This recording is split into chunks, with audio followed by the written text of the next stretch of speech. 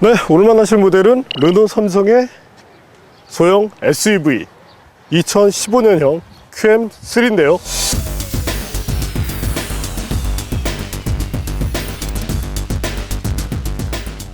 사실 소형 SUV 시장을 먼저 개척했던 것은 쉐보레 트랙스였습니다. 하지만 대중화를 이끈 모델은 바로 QM3라고 할 수 있게 되죠. 현재는 티볼리까지 나오면서 시장이 상당히 커져 있는 상황인데요. 이 시점에서 QM3가 어떤 경쟁력을 보여줄지 잠시 후 함께 느껴보시겠습니다.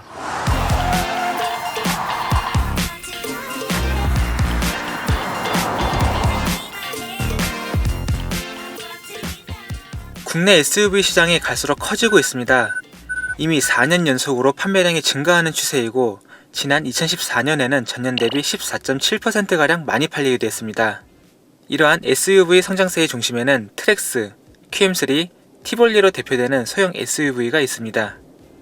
그중 QM3는 데뷔 이후부터 꾸준한 인기를 이어오고 있습니다. 2014년 출시 당시 판매 목표를 8,000대 정도로 설정했는데 결과적으로 18,000대가 넘게 팔리면서 인기를 누린 모델이기도 합니다. 덕분에 지난해 르노 삼성의 내수 판매량도 33.3%나 증가하기도 했습니다. 그런 QM3가 2015년형으로 변경됐습니다. 새로운 사양으로 RE 시그니처 트림이 추가되는데요. 외관상 차이는 소닉 레드 색상과 블랙 루프로 구성된 새로운 색조합이 눈에 띕니다. 전후 범퍼에는 스키드 플레이트 패널도 추가된 모습입니다.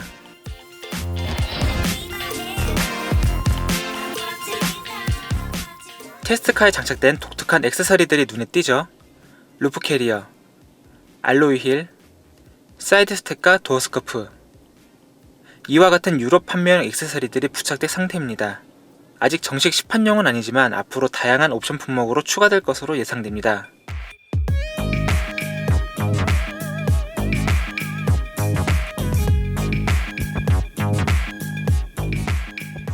실내 디자인 역시 부분적인 구성 변경이 눈에 들어옵니다. 송풍구라던가 센터 페시아를 블랙 레드 조합으로 꾸몄으며 새롭게 천연가죽 시트를 추가하기도 했습니다.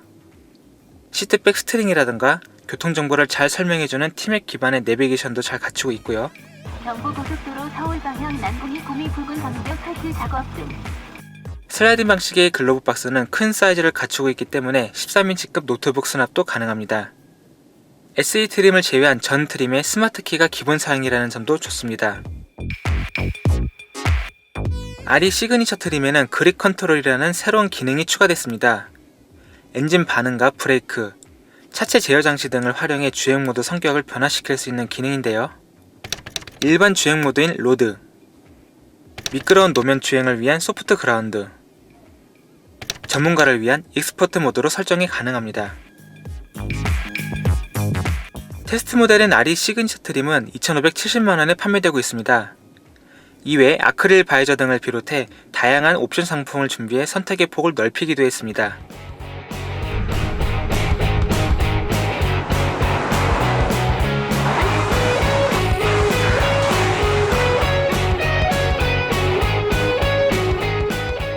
네, 그럼 지금부터 르노 삼성 QM3와 함께 달려보겠습니다.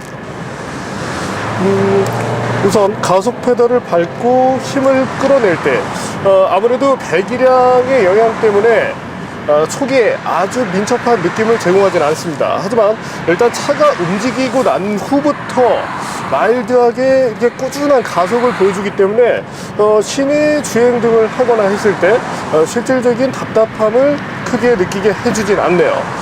그 밖에 어느 정도 이제 속도가 오른 상태에서 크루징에 들어갔을 때 이때 만족감이 상당히 높기 때문에 주행을 하는 데 있어서 어떤 그 부족함을 느끼지 않게 한다는 것이 그래도 소형차로서의 메리트를 보여주는 대목이라고 할 수 있겠습니다. 잠시 한번 코너에 들어간다든지 했을 때 일단 핸들링 자체는 상당히 좋은 수준입니다. 사실 경쟁 모델이라고 할 수 있는 쉐보레 트랙스 역시도 상당히 좋은 그런 기본기를 보여주는데 르노 삼성 QM3 역시 어떤 그 운동 성능 부분에 있어서의 아쉬움을 보여주지 않게 되죠.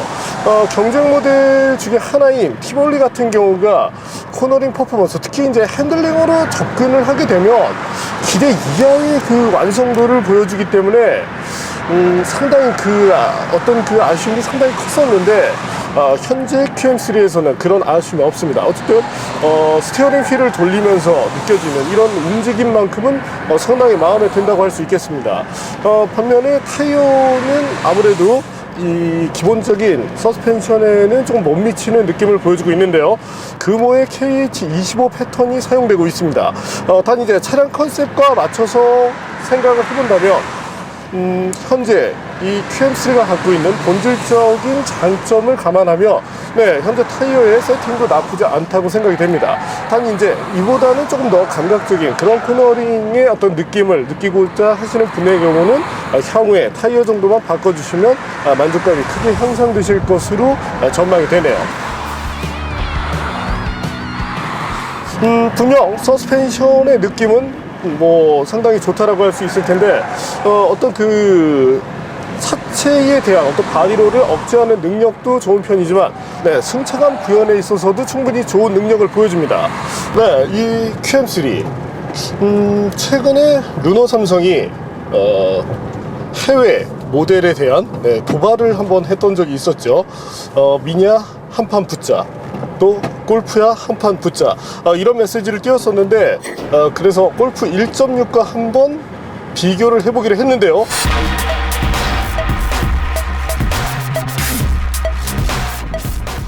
가장 중심이 되는 것은 아무래도 연비 비교가 되겠죠.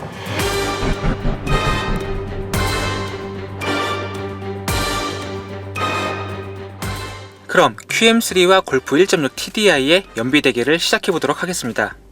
연비 테스트를 위해 3가지 섹션을 구성해 봤습니다. 그리고 저희 팀이 테스트했던 그간의 데이터를 바탕으로 오차 범위는 리터당 0.2km 미만으로 설정했습니다. 첫 번째 테스트는 고속도로 주행입니다. QM3는 크루즈 컨트롤 기능을 갖추고 있고 골프는 크루즈 컨트롤은 없지만 탄력 주행 시 동력 전달을 끊는 코스팅 기능이 있습니다. 결과는 어떨까요? 현재 보시는 것처럼 골프가 리터당 2에서 3km가량 높은 연비를 나타낸 것으로 확인됐습니다. 첫 번째 시합은 골프의 승리입니다. 두 번째 테스트는 시속 80km 정속 주행을 포함한 국도 주행입니다. 국도 섹션에서는 설악산을 돌아가는 험준한 도로, 그리고 속초 강릉간 국도를 비롯한 3개 섹션에서 진행됐는데요. 과연 골프 1.6 TDI가 연비의 이점을 키워갈 수 있을지 확인해 보도록 하겠습니다.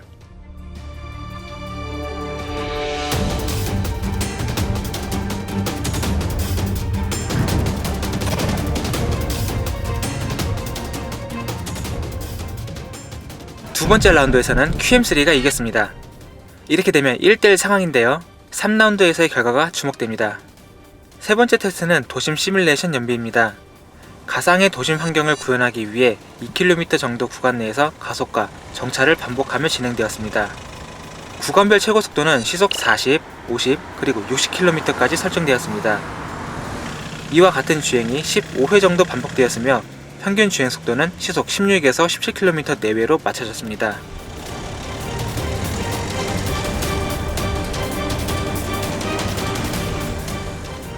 최종 결과는 다음과 같은데요.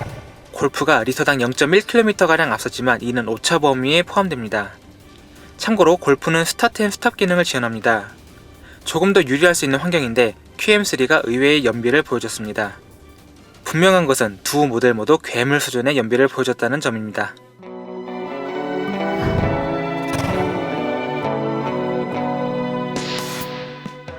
앞서 보신 것처럼 연비 대결에서는 사실상 비기는 모습을 보여주었는데요.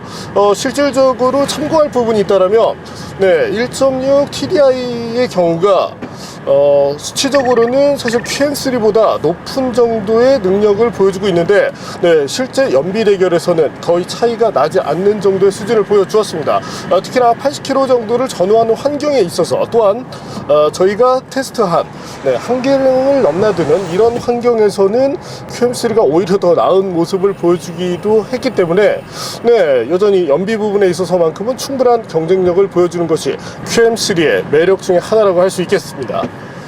자, 핸들링도 한번 비교를 해볼까요? 핸들링 부분에서는 골프 TDI 쪽이 낫습니다. 하지만 차량의 장륜하는 것을 감안해서 바라본다면 QM3 역시 뒤처지는 모습을 보여주지 않습니다. 이 정도라고 한다면 지상고가 높은 차량치고는 상당히 좋은 능력을 보여준다고 할 수 있게 되겠네요. 앞서 말씀드렸던 그런 서스펜션의 이점 중에 하나라고 말씀드릴 수도 있겠고요.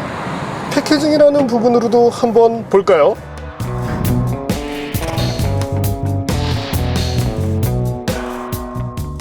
구성적인 부분에서는 현재 이 표로 보시는 것처럼 QM3가 소폭 나은 모습을 보여주고 있습니다. 일단 뭐 3천만 원을 넘어서는 골프 1.6 TDI 내비게이션이 없다는 것도 좀 상당히 아쉬운 그런 부분이고요. 또한 QM3의 장점이라고 할 수 있는 부분이 있다면 역시나 뭔가를 더해서 개성을 추가할 수 있다는 점이죠. 사실 어느 정도 이제 나이를 먹게 되면 이런 것들이 그렇게 중요하지 않을 수 있지만 첫 차로 접근할 때 또한 20대, 30대 운전자 분들에게는 부가적인 메리트가 될 수 있는 부분 중에 하나입니다. 실질적으로 이제 그 쌍용 티볼리 같은 경우가 옵션으로 승부를 걸고 있죠. 사실 완성도는 많이 떨어집니다. 단 이제 업계 분위기가 쌍용차가 그래도 노력을 하는데 거기에 뭔가 이렇게 좀 네거티브한 그런 것들을 부각하지 말자. 사실 이제 이 언론 쪽의 분위기가 그런데 냉정하게 얘기를 한다라면 사실은 비교 대상이 되지 않습니다. 쌍용차가 조금 더 분발을 해주길 바라겠고요. 어떤 그 나머지 요소로 봤을 때 사실 뭐 파워트레인에서의 차이, 가속에서는 1.06 TDI 쪽이 분명히 빠른데 아무래도 배기량의 영향 때문이죠. 반면 이제 변속기라는 부분, 현재 이 QM3에도 듀얼 클러치가 사용됩니다. 단수로 본다라면 7단, 그리고 현재 이 QM3가 6단을 사용하는데 실제 이 최고 단에서 운영되는 RPM대를 보면 거의 차이가 나지 않습니다. 때문에 실용적인 면에서 바라본다라면 현재 모델 어떤 그 단수의 차이는 있지만 큰 어떤 이슈는 없다라고 볼 수 있게 되겠고요. 그 밖에 수입차를 운영할 때 사실 뭐 QM3도 수입차라고 할 수 있겠죠. 수입차로 접근을 해서 운영할 때 아쉬운 점이 있다면 바로 메인터넌스에 대한 이슈입니다. 상당히 이 큰 부분을 차지하는데 아무래도 국내 브랜드에서 출시된 QM3 쪽이 메인터넌스 쪽에서는 조금 더 유리한 모습을 보여주게 됩니다. 일단 뭐 부품값을 비롯해서 센터에 예약을 하지 않고도 쉽게 접근할 수 있다는 그런 부가적인 메리트가 있기도 하고요. 또한 워런티를 연장할 수 있기 때문에 이런 점들을 감안한다면 장기 보유를 원하시는 분들에게 조금 더 유리한 선택이 될 수도 있겠습니다. 그 밖에도 마음에 드는 부분, 어떤 그 골프와 비교를 했을 때 사실 골프 같은 경우는 2.0이 제격이죠. 물론 연비 부분에서는 1.6이 뛰어나긴 하지만 아무래도 종합적인 그런 밸런스 측면으로 바라본다면 2.0이 나은 것이 사실입니다. 또한 경제성이라는 부분으로 바라봤을 때 아무래도 경제성을 추구하는 부분에서 연비만 보는 것이 아니라 실제 차량 가격까지 봐야 되기 때문에 그런 면에서는 사실 QM 쪽이 조금 낫다고 할 수 있게 되겠네요. 르노 삼성의 마케팅 또는 홍보 파트에 차에 대해서 좀 전략적으로 잘 아는 그런 분이 계시지 않나 이렇게 생각이 되네요. 실질적으로 질 게임이 아닌 이길 게임에 대해서 도발을 했기 때문입니다.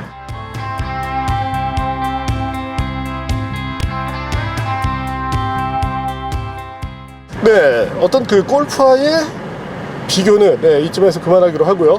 그 밖에 이제 QM3에서 마음에 드는 부분, 사실 저희가 이제 차를 테스트하기 전에 여러 가지를 이제 조사를 하게 되는데 잔존 가치 부분에서 상당히 놀라운 모습을 보여주었습니다.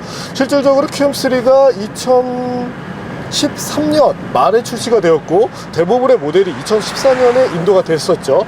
때문에 2014년형 모델을 바탕으로 중고차 가격을 바라보게 되는데 현재 이제 모 유명 중고차 사이트에서 가격 검색을 해본 결과 가격대가 모두 2천만 원 선을 유지하고 있었습니다.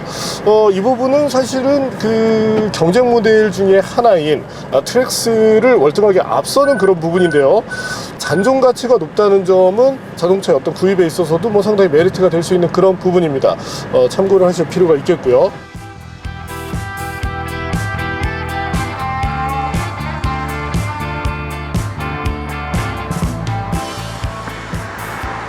르노 삼성 QM3 한 가지는 확실해지지 않나 이렇게 생각이 됩니다. 저 역시도 르노 삼성 모델 중에 싫어하는 차도 있고 좋아하는 차도 있습니다. 단 QM5 그리고 현재 타고 있는 QM3 이 두 차만큼은 정말 마음에 듭니다. 실질적으로 QM3는 제가 타고 다니기 위한 차로 고민을 했었던 모델이기도 한데요.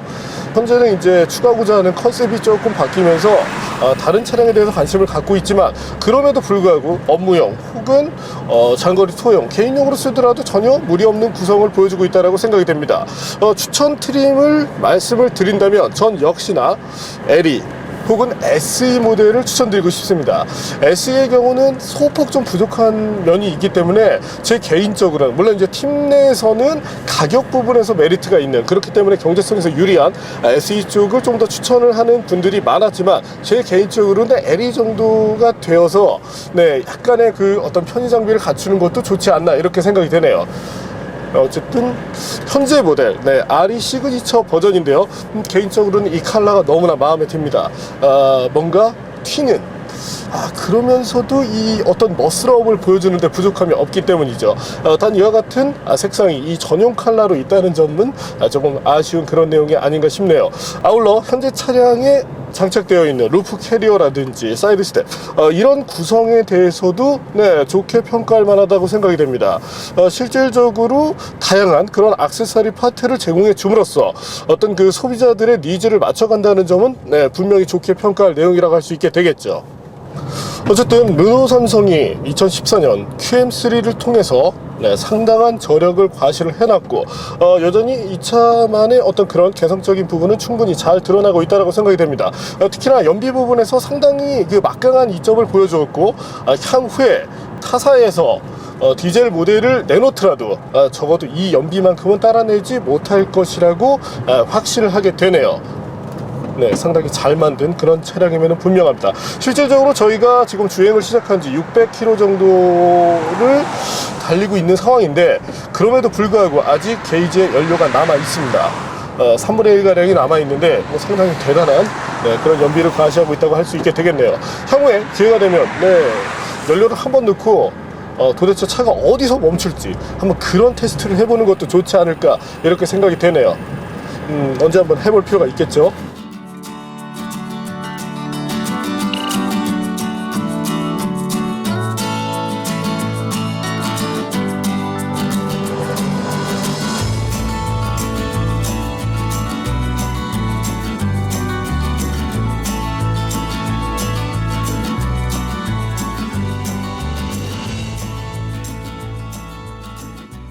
오늘 만난 르노 삼성 QM3 소형 SUV의 시장을 열었던 것은 쉐보레 트랙스였습니다. 하지만 QM3가 시장을 대폭 넓혀놨죠. 또한 상당한 인기를 누리면서 물량 확보에서 어려움을 겪기도 했었습니다. 향후에 유로6 엔진이 나오겠지만 제 개인적으로는 현재 유로5 역시도 충분하다고 생각이 됩니다. 사실 유로6 엔진이 적용되면 가격 상승의 요인이 될 수 있으니까요. 때문에 경제성을 우선으로 하면서도 어떤 개성적인 부분을 추구하고자 하시는 분들, 그러면서도 차량의 기본기라는 부분에 대해서 이해를 하시는 분들에게는 QM3가 좋은 선택이 되지 않을까 이렇게 생각이 됩니다. 또한 르노 삼성이 현재 이 QM3에 적용된 것 같은 이런 다양한 장비들을, 어떤 편의 장비 또한 액세서리들을 좀 더 많이 제공해 줌으로써 소비자들이 가질 수 있는 그런 선택의 폭을 넓혀주면 더 좋지 않을까 이렇게 말씀을 드리고 싶네요. 오늘은 르노 삼성의 소형 SUV QM3를 만나봤습니다.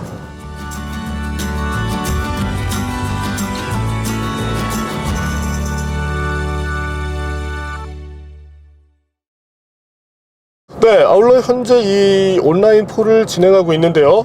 저희가 확인해 본 결과 현재 장착되어 있는 사양은 다 이제 르노에서 OE로 제공하고 있는 것들인데, 르노 삼성에서도 검토를 하고 있다고 합니다. 따라서 소비자들의 의견에 따라서 이런 추가적인 액세서리들을 출시할지 안 할지 이런 부분에 대해서 궁금해하고 있으니까 독자님들께서 어떤 좀 의견을 주시면 르노 삼성 측에서 어떤 의사결정을 하는데 조금 더 도움이 되지 않을까 이렇게 생각을 해봅니다.